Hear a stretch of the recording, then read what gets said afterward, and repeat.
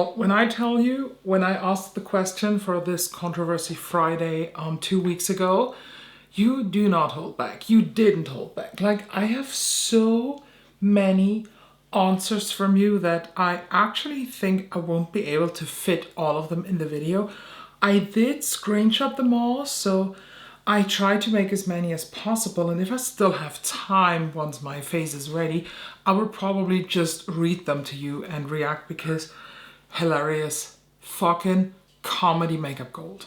And since I'm filming this on April 1st, I also do have a lot of new items in my focus box now for the next 3 months. At this point, you have seen the video already. Here it is, you can't see anything, and I don't know why I showed you this, but there are a lot of new cool items in there, like not new, but just stuff that I want to use. So let me put that to the side. And then I also have some new items here that I want to just incorporate in the video. One being the new Made by Mitchell Eyelights brightening palette. These are for finishing powders. And I love a finishing powder, and I don't think I will use this only on the eyes because this looks actually pretty nice, and I see how, for example, a shade like Glory that has a bit more of a yellowy undertone can also work on my face too. Then for the palette, I this time let you vote on Instagram, so I uploaded a story, when was it, 2 hours ago, asking you which of the Shenyan, I think that's now the correct name, or Shenyan, I'm sorry, I'm butchering the name. The brand with the Long Dragon palette, I bought 2 other palettes from them. No, I bought actually more of them, but 2 are here. And I ask you to vote either on the neutral one or on this colorful one. And as of now, 60% said this one and 40% the neutral one. So I am incorporating this palette for the look. And of course, I ordered the Beast, so I will use one blush of the new Made by Mitchell Curve Case Collective. And here for that, I also uploaded a story asking you which to take, and you were able to put in numbers. And so far we have 15 and 19 together, which is wild because one is a pink, or like a pink blue, and the other one is a peach. Then we have 9, 18 and 20 so far. So let's see how many numbers will come in while I'm filming. But now let's just start. So the question was, besides not disclosing ads, what is something that annoys you the most about content creators on any platform? Doesn't matter if it's YouTube or Instagram or those TikTok creators. I go to the side so I have enough space here. And the first one is the influencer gas. Oh my God, I laughed already at this. Like, they have never tried a type of product before. It's why you cannot trust many creators anymore. One thing I love about you is that if it's shit, you say it's shit. Oh, thank you. I always want to tell you when something is shit. I just want to be honest. Many lie now so much to make sales on their codes instead of just being honest. Jacqueline is horribly guilty, but also on many other to varying degrees.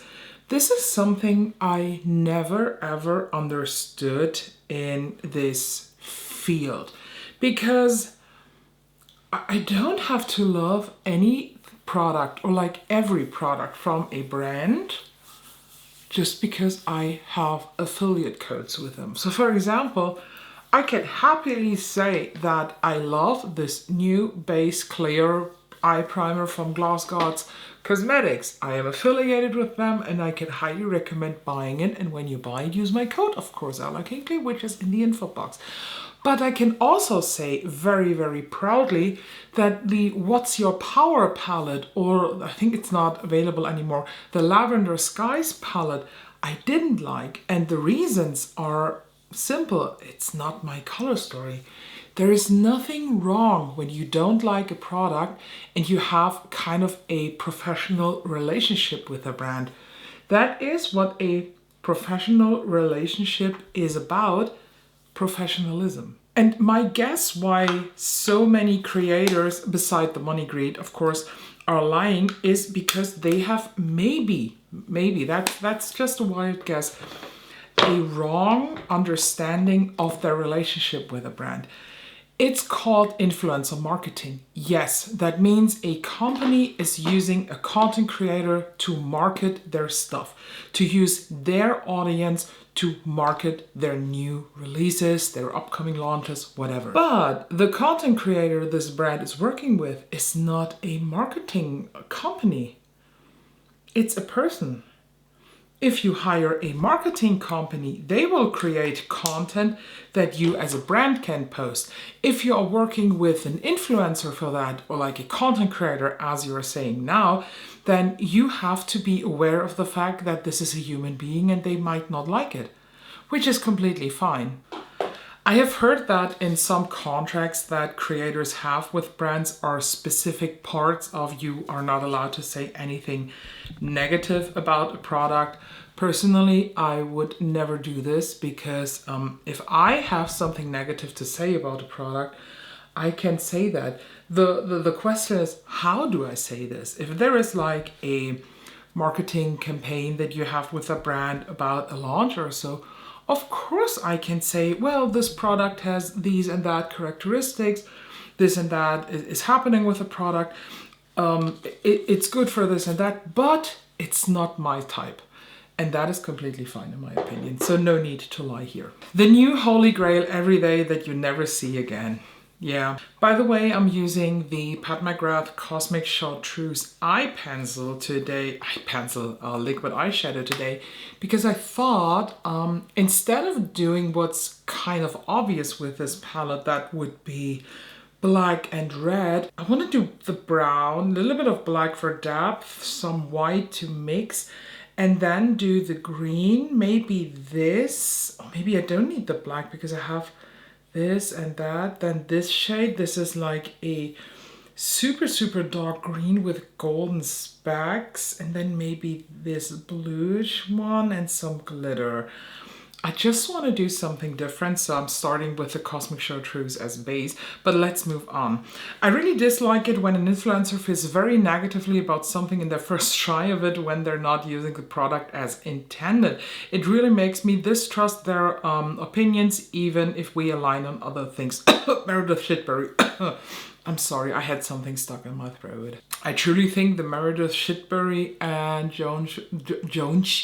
Jones Road, or better said, true Bobby Brown drama that we had last year was pure makeup comedy gold.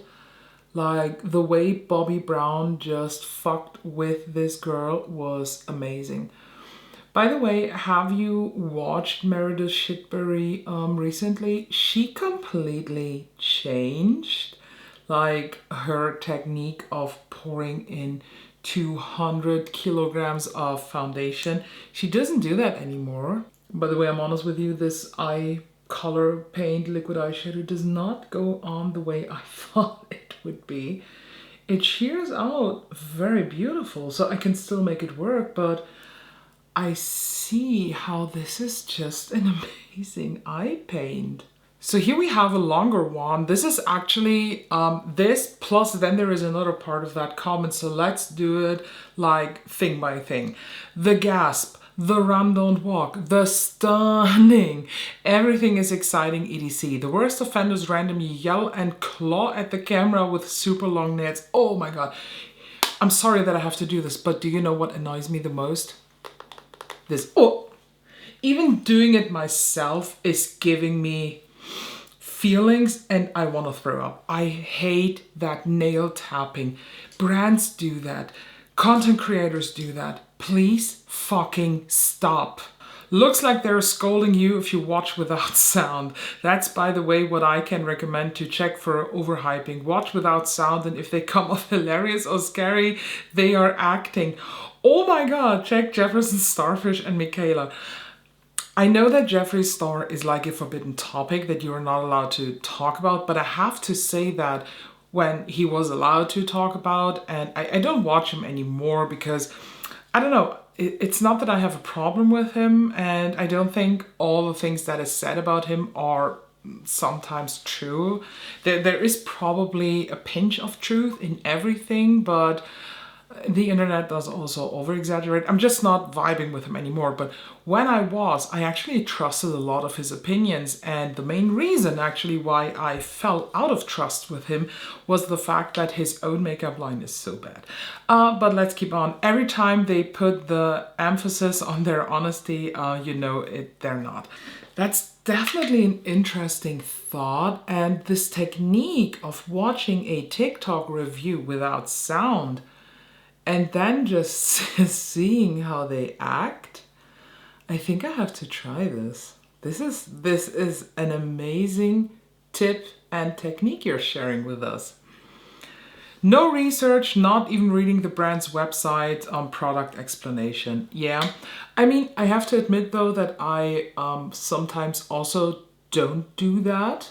And I think I made fun of myself in some other video where I was like, yeah, I should have come prepared. Was it the empties or the focus box?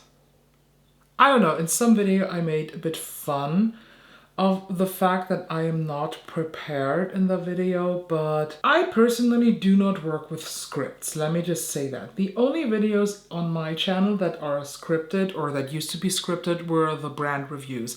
There I did some research. Oh my god, some research. And in some cases, that research took me hours. For some products, I of course check the website. So for example, I think this Made by Mitchell brightening powder is a good example. So many people are asking on Instagram, is this a setting powder? Is this a finishing powder? And I went to the Made by Mitchell website directly. It does not say that. For me, I now have to just vibe with my feelings, but it says brightening powder, so for me this is not a setting powder. But I also have to say that the brand does not clarify that, in my opinion, enough. So sometimes, and here it's not like a lazy excuse or something, I just want to say that sometimes brands' descriptions are not the best, or are very weird, or are, I don't know, just weird. But I agree, when I do review a certain product, or I want you to love that certain product, I do a lot of research. By the way, I'm still using one shade. I just built that up, and that's quite a lot, but it's no problem. On the other side, I also have to agree on when there is a specific makeup item and I have to research how to use it. That's not cool, to be honest. I don't want that. I don't want to put so much struggle in my makeup routine that I have to research a certain technique on how to use it. Like, the best example again, the Jones Road Balm. Like the What the Foundation Balm. The instructions for this foundations are so specific that I don't want to try it. Just saying. I don't want to struggle with that. And this look, by the way, is turning a complete different direction, but I like it. Was the base necessary? Absolutely not. Thinking they are the super expert, bad-mouthing a brand, but then not even knowing if their foundation is water-based or oil-based. Shame on me. I don't say that too. I don't research that. I don't want to research that. Let me say that. I myself, I am well aware of the fact that when, for example, a foundation and a primer do not work together, that mainly this has to do with the fact that one is oil and one is water-based, which basically means oil and water, try to mix it, doesn't work. But I also have to say, I specifically do not research that. I specifically do not look for that. Is this very important for you in a review? That makes me now very curious, because I never talked, for example, when I did my Louboutin review, I didn't think about the fact, is this oil or water based? And I couldn't even tell you right now. But the way the person wrote that comment, I am pretty sure they are referring to a very specific person, so hopefully it's not me. There are two who now have a podcast that was okay at first, but now they're just shit talking and hyping what they like. The absolute stupid shitting on that foundation and then not even knowing the basics about it made me realize that they're just mean girls, thinking they know everything. For the first, I thought it was a mistake, but then one of them wrote on it until I could tell the horses that unsubscribe. Wild guess, but are you referring to the, what's it called, The Beauty and Bothered? The podcast from Johnny Ross? I also have to admit that I haven't listened to one of the podcast episodes of him. Like, I'm kind of thinking that you talk about Johnny Ross, so let's just call names. I wanted to. I kind of had it on my to listen to list on Apple Podcasts, but I didn't do it for one specific reason, and that was because he's friends with Michaela. And he had her for an episode and doing an interview with her for like a whole hour, and no, that was the moment I decided I will not listen to that podcast at all.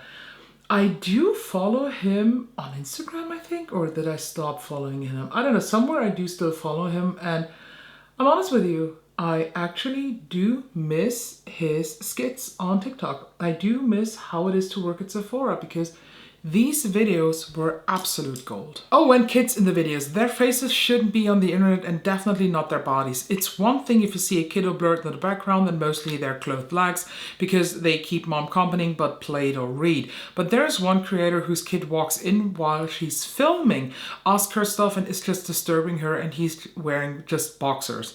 It's nearly every freaking video where he walks in and she keeps it in the video. First, the nearly naked kiddo. Second, keeping it in. Third, not telling him that mom needs an hour without disturbing. I couldn't watch it anymore. That one I 100% agree with. Kids should not be on the internet. I love the way Charlotte Hocroft is doing this. She is posting family photos with her kids, but on the faces of the kids are always like stickers or emojis on top. You never see the kids. I love the fact that Samantha Ravndal kept her kid away from social media for so long, but I'm not 100% sure. Either she decided to show him or it was leaked. I think there was some kind of drama around her and her kid, and it was not 100% her choice to show her son in a video or in a photo, but I agree. Kids should not be in those videos. Kids should not be exposed to social media. If your kids are old enough to decide they want to be part of this world, that is completely fine. Until then, until they're old enough to decide, don't do it. Creators who are afraid to say anything remotely negative, presumably as they don't want to get into a brand's bad book. Obviously, you don't need to be rude or nasty about something, but it's okay not to like everything. Be constructive and explain why it's not worked for you. Exactly. Exactly. That's what I was saying. That is so important. That is such a good message. And I don't trust those people who are always just having the best experience. Like, I am talking specifically Glamzilla. She is even worse than Michaela. I'm saying it, she's worse than Michaela. Everything she tries is so amazing, it's so good. First of all, her videos are cringe as fuck. I only watched her videos in the beginning when I was kind of looking through TikTok beauty and how the vibe is over there, because I at that point only knew the beauty makeup world. So of course I wanted to know how is beauty TikTok vibing, and Glamzilla is such a cringe creator. The past videos that she has done I only saw because I saw the summary from channels like T-Spill or Angelica Ols, because she once more did shit, and oh my god. I mean, she even accused a brand of paying a creator to hate on Glamzilla. Like, how paranoid, how self-centered can you be? I don't think that this look is something that you would think about when you look at this palette. The whole clickbait thing, teasing something and then don't really talk about it, e.g. bad experiences with companies or other influencers. How about just don't talk about it if you don't want to reveal names?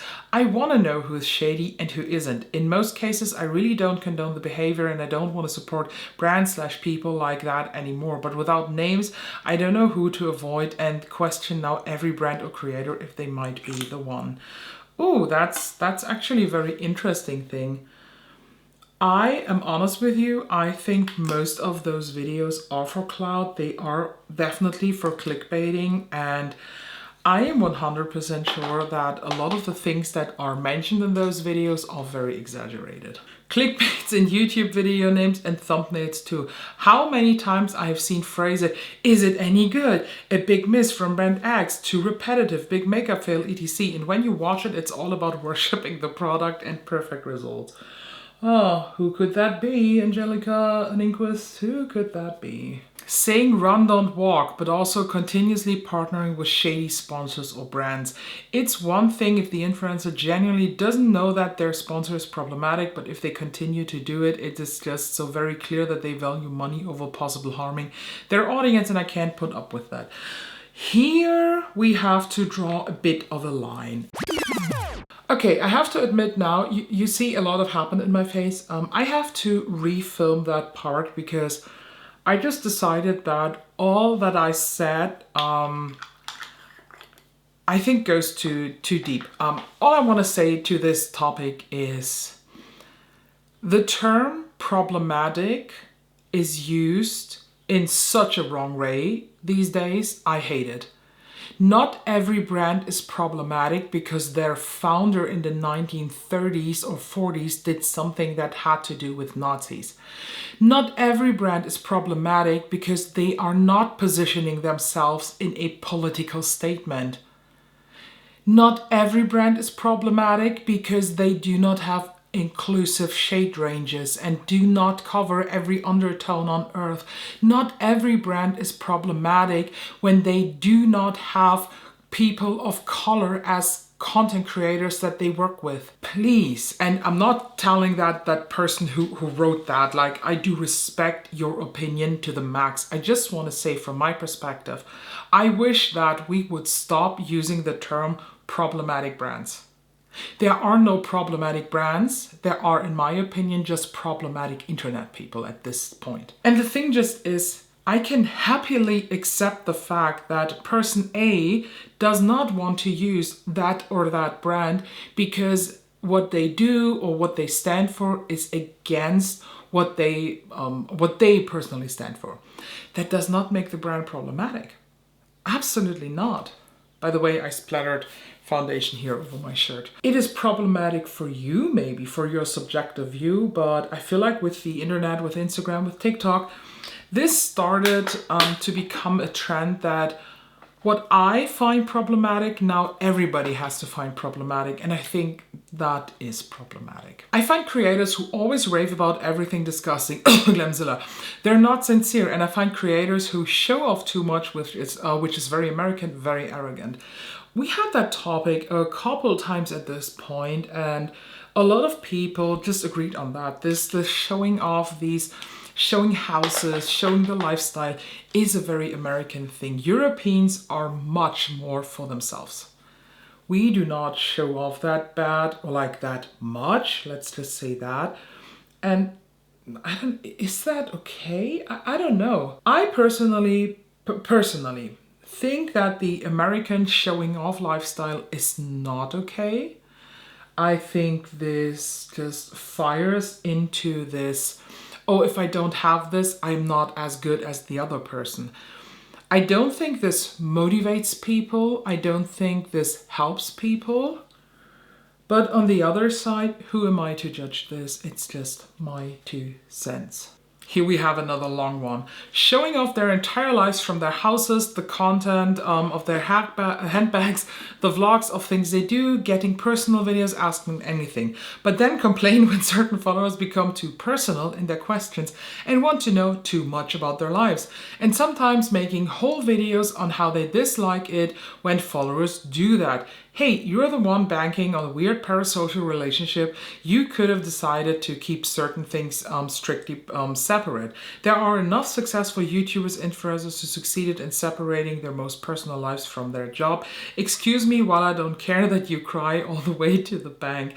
To be fair, I only come for the makeup, so I'm not the target audience for vlogs and come along while I videos. I also dislike when influencers become mothers and it becomes their whole personality and channel focus for a while. Oh my god. I I already see this happening with Patty Alonso. She's pregnant, and all I was doing was like, oh no, thank you. I didn't know how fast I could unsubscribe when Raw Beauty Christy posted that giving birth video. What? There is a video? Hold on. This is the thumbnail.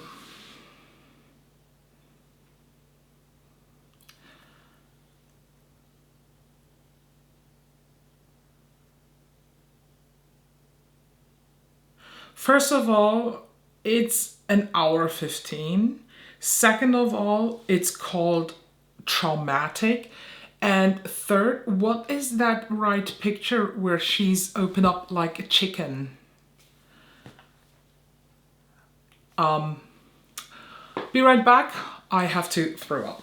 Back to the comment. Geez, I'm in my 30s and all I ever hear about from female friends and colleagues is their pregnancies, wanting to get pregnant with their kids. I get it. Some audiences genuinely want to know and probably their target audience grows with them. But as a child-free person who doesn't care, it gets frustrating when the baby fever hits me in my online bubble. I completely agree. Whenever a creator is shifting their content to only baby shit, lol, I do unsubscribe too. I don't want to see that. I don't want to hear about that. I do not fucking care. And it has nothing to do with me being not happy for them. So for example, I'm happy for Patty Alonso that she's pregnant. If this was her like wish to get pregnant, I'm happy. I have a friend from university who told me that she is pregnant. I'm happy for her. Fine, go girl. I am happy for people when they wish a child, they want to have a kid, and then they get pregnant. Fine, do it. But I don't want to see it. I don't want to see your birth story. I don't want to hear about cramps. I don't want to hear about blood that shot out of your vagina. I don't want to hear how you shat on that table while giving birth while 5 people were watching you.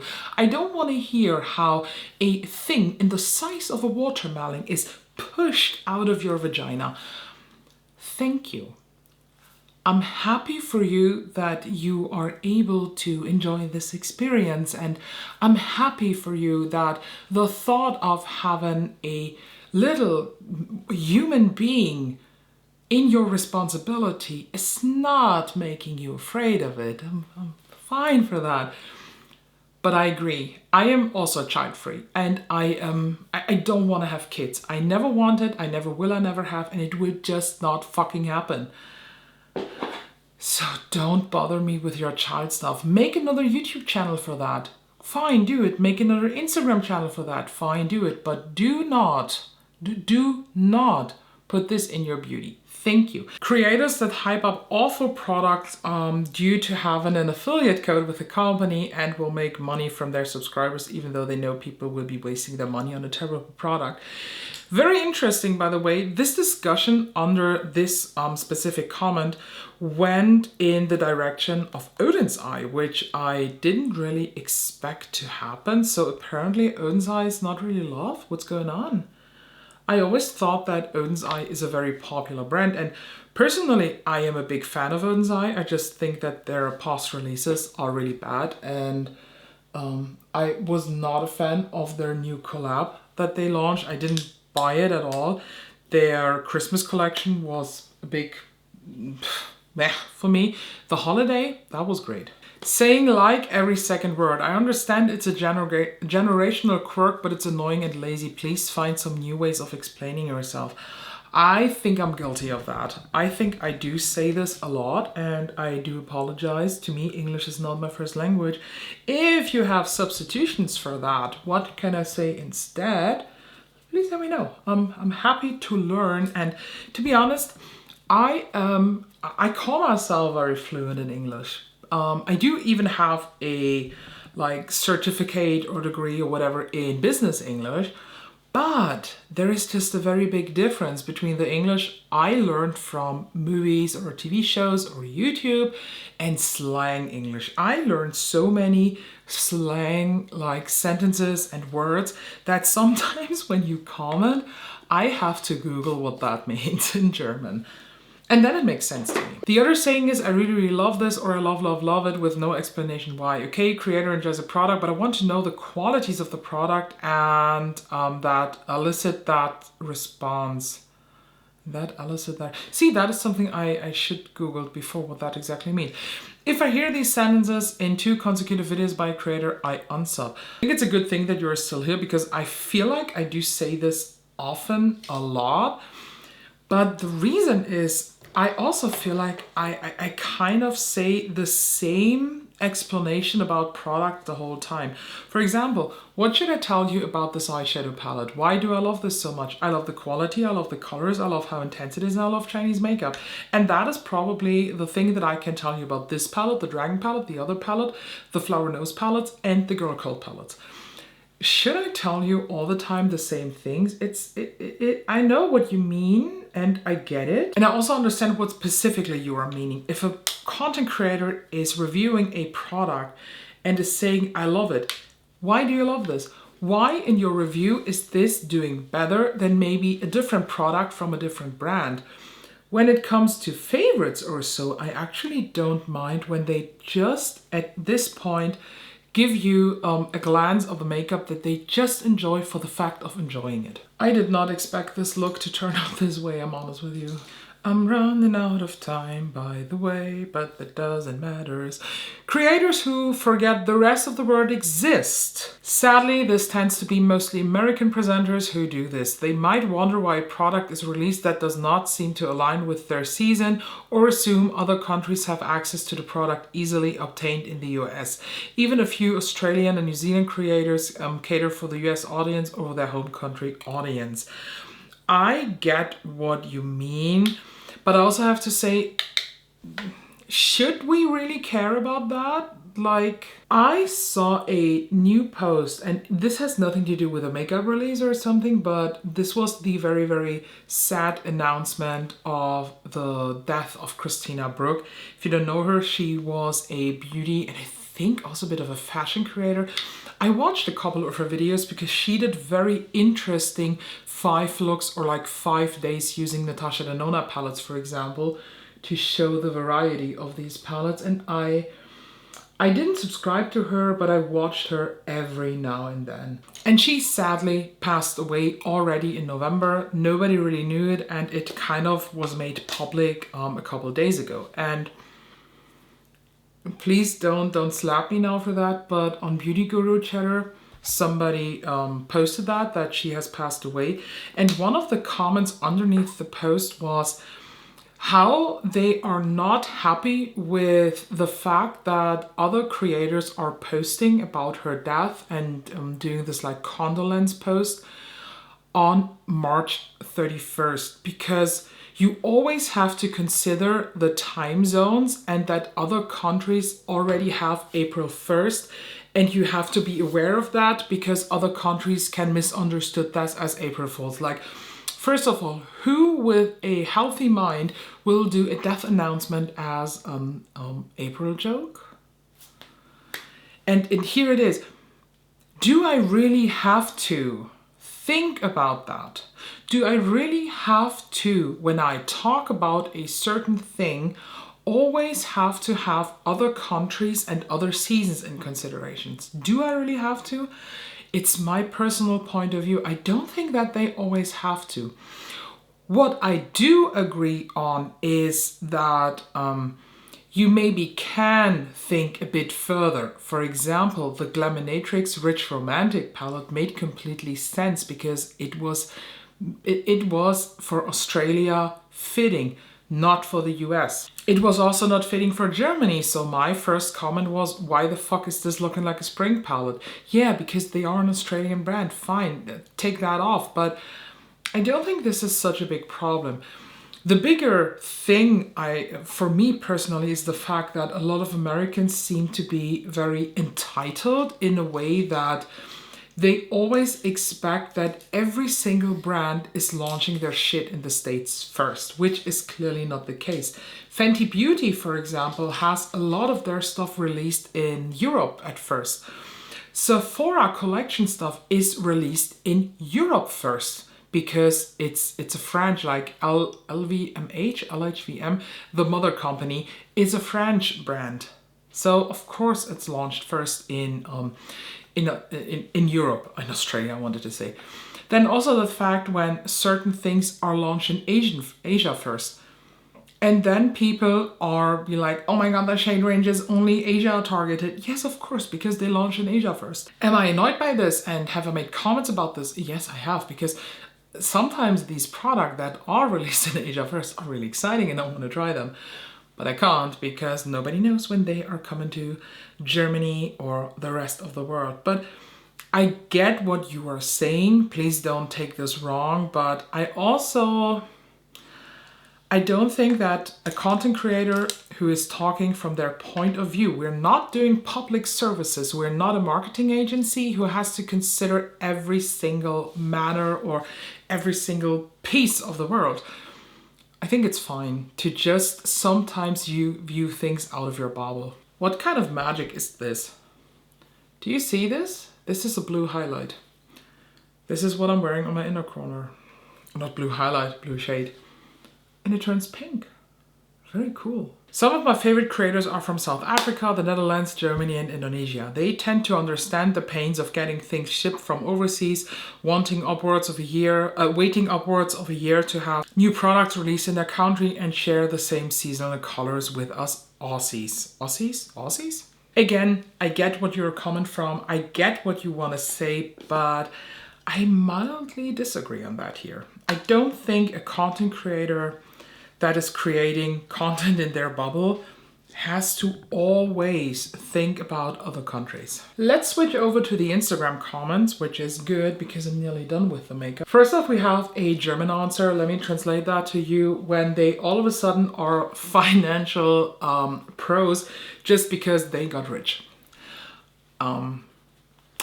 Taylor Wynn is coming to my mind. I think she read some financial books like ETFs or so and how to invest things, and all of a sudden she's an investment pro. The clickbait title that includes quitting YouTube and they aren't actually quitting. Oh, are you talking about Teresa's dad or Samantha's March? Samantha March? Oh, yeah, I understand. Samantha March did this a while ago, I think 2 years or so.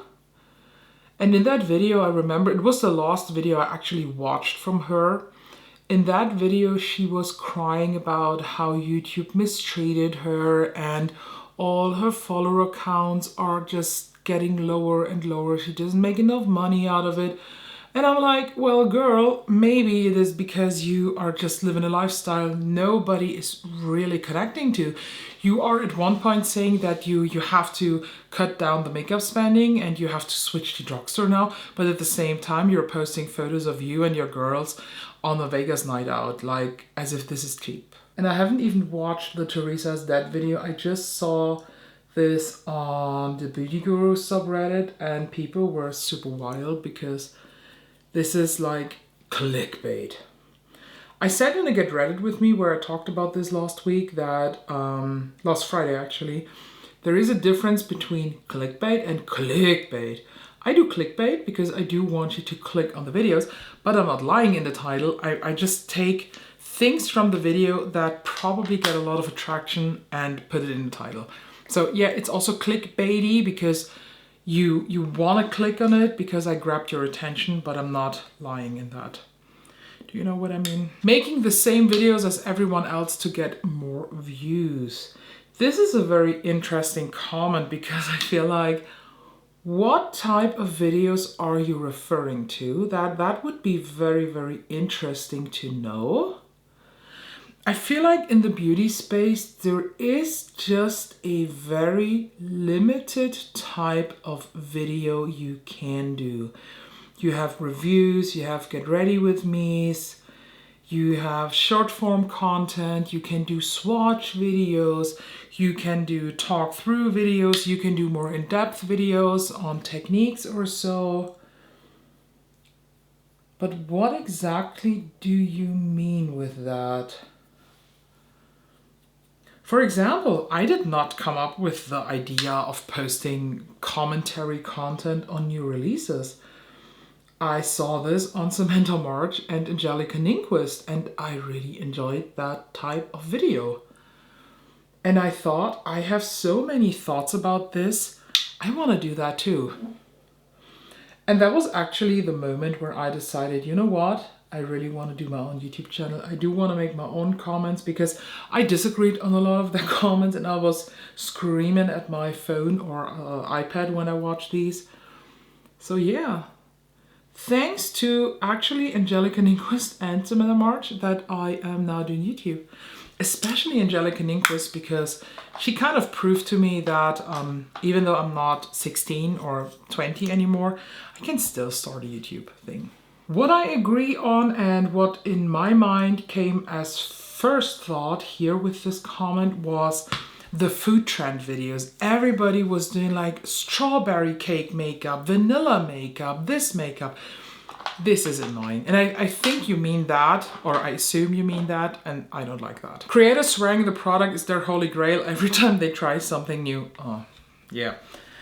How can this be your holy grail? To me, a holy grail is something that you repurchased a couple times, that you have been using maybe for a long time, maybe you didn't have to repurchase because it's so big. Would you be interested in a video of my, like, true holy grails? I do have a few, actually.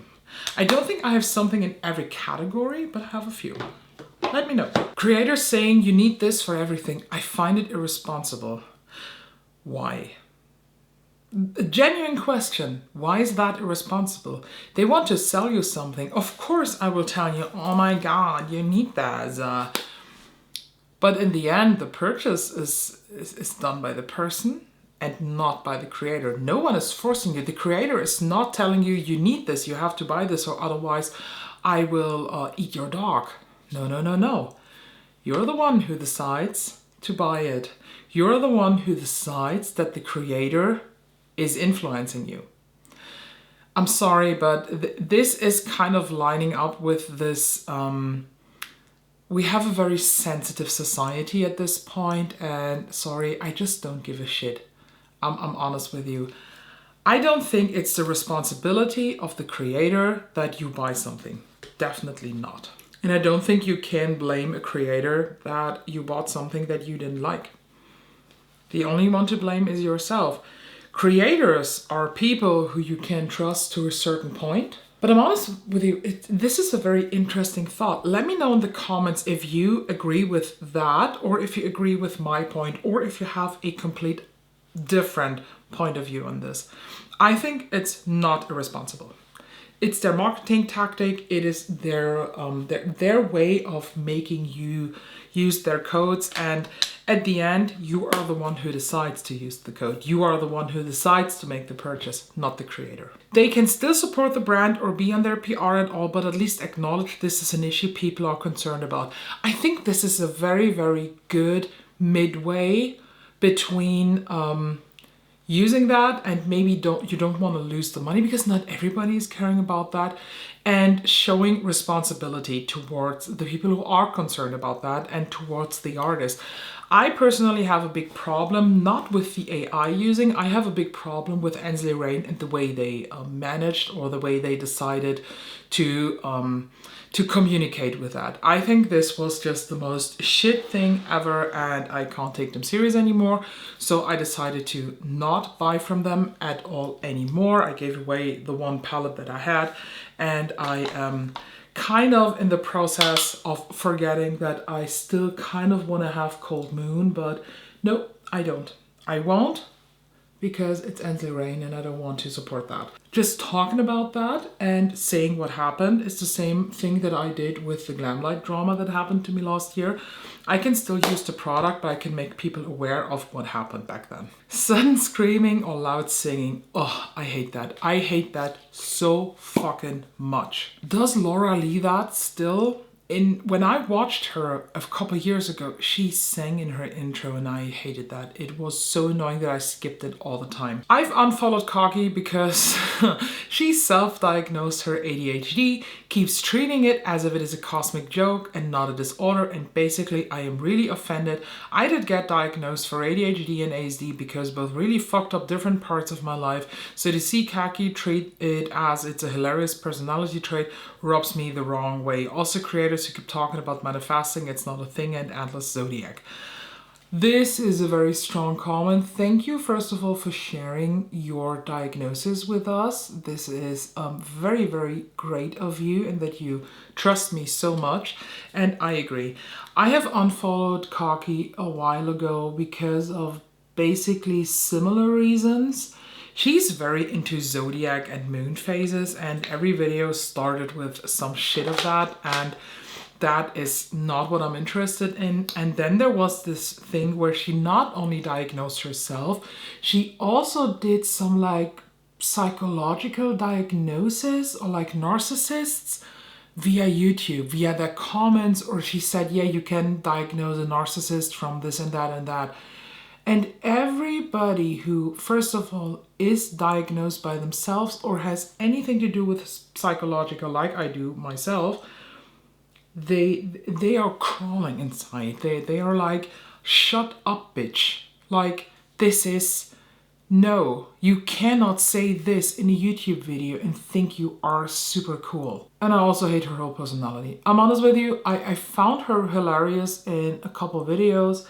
And I liked especially her very in-depth reviews.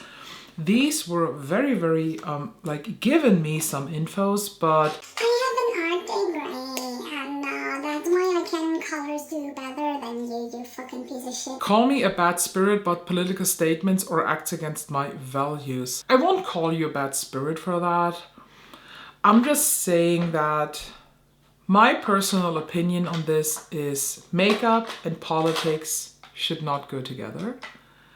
I will not position myself in a politics discussion, whatever, because this has nothing to do with makeup. And that's all I want to say about that. The creator is jaded, complains about how they don't get what they deserve and blame their subscriber. Oh, this is giving Samantha March vibes. She did that.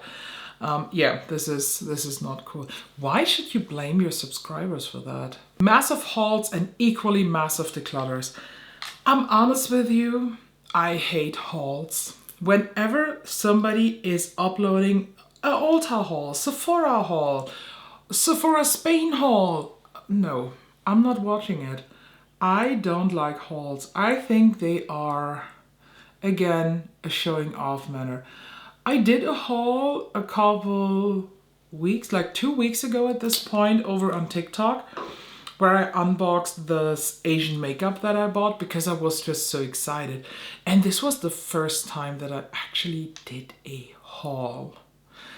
I don't know. The reason why I did this was purely because I'm just currently very, very into Asian makeup, into Chinese makeup specifically, and that's why I just wanted to show that. And that's it. But I agree, like having a haul and then 2 months later having a declutter where they are decluttering the things that they hauled 2 months earlier, not good. Not good at all. Oh, and clearly avoiding saying anything negative about a product. Yeah, I think we all agree on that. Now, it's just say something negative. Like, come on.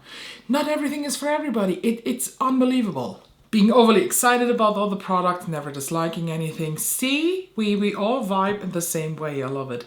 Clickbait titles like I'm quitting YouTube. See, we're all vibing. Being positive about literally every product they use. I want the downsides.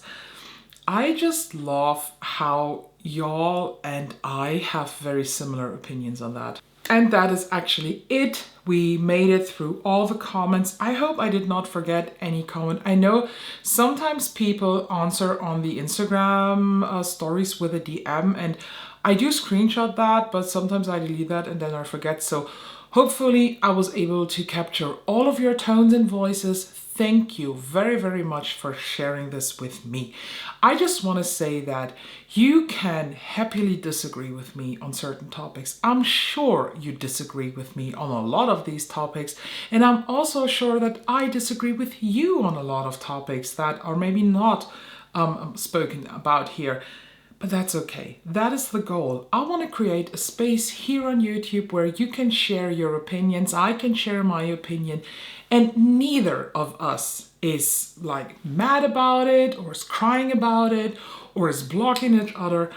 Just be a nice person, don't be an asshole, share your constructive opinion, and I'm happy to read into your point of view. I love to understand how other people just view things, and at the end, I decide by myself if I will take something of that in my personal point of view, or if I just take it off as, okay, thank you, I value your opinion, I still disagree, but I'm happy that you shared that with us. And that is what I want to end the video with. So thank you for watching. Please subscribe to stay here because fun videos are always coming. When I do these Controversy Fridays, I always ask here on the YouTube community tab, but also on Instagram with like the question sticker, and then you can send in your answers to get featured. Thank you. If you have a suggestion for a topic that we should discuss for the next Controversy Friday, let me please know. Otherwise, I'm very excited about your opinions on this topic, and I really hope that you all stay here and that you are just going that journey with me. Thank you very much, and I can see you in the next one.